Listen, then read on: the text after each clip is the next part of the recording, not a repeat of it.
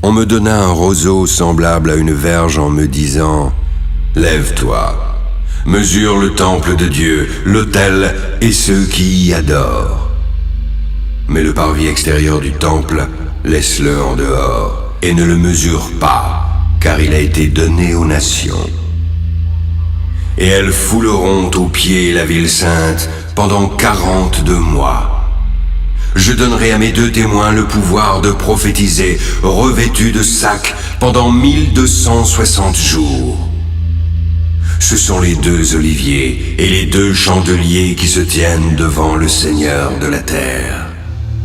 Si quelqu'un veut leur faire du mal, du feu sort de leur bouche et dévore leurs ennemis. Si quelqu'un veut leur faire du mal, il faut qu'ils soient tués de même manière. Ils ont le pouvoir de fermer le ciel, afin qu'il ne tombe point de pluie pendant les jours de leur prophétie.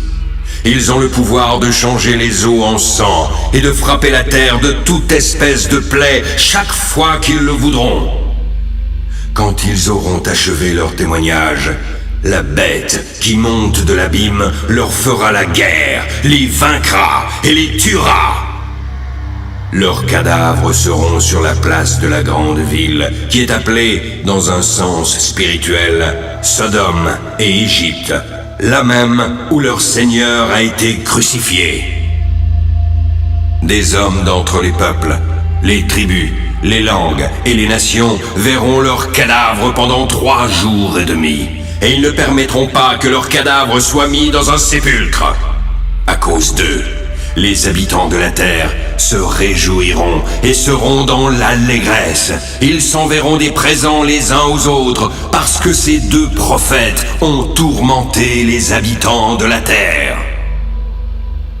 Après les 3 jours et demi, un esprit de vie venant de Dieu entra en eux.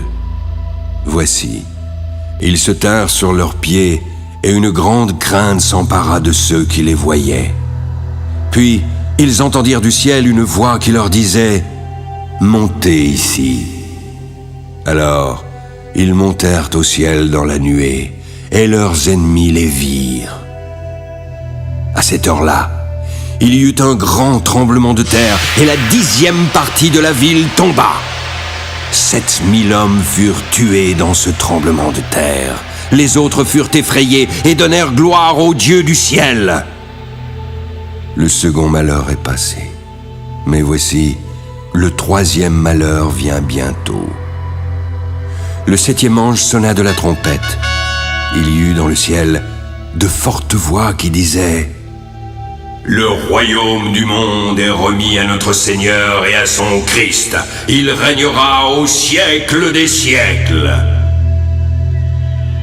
Puis les 24 vieillards qui étaient assis devant Dieu sur leur trône se prosternèrent sur leurs faces et adorèrent Dieu en disant « Nous te rendons grâce, Seigneur Dieu Tout-Puissant, qui est et qui était, car tu as saisi ta grande puissance et pris possession de ton règne.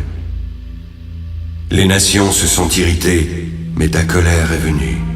Le temps est venu de juger les morts, de récompenser tes serviteurs les prophètes, les saints et ceux qui craignent ton nom, les petits et les grands, et de détruire ceux qui détruisent la terre. » Alors, le temple de Dieu dans le ciel fut ouvert, et l'arche de son alliance apparut dans son temple. Il y eut des éclairs, des voix, des tonnerres, un tremblement de terre et une forte grêle.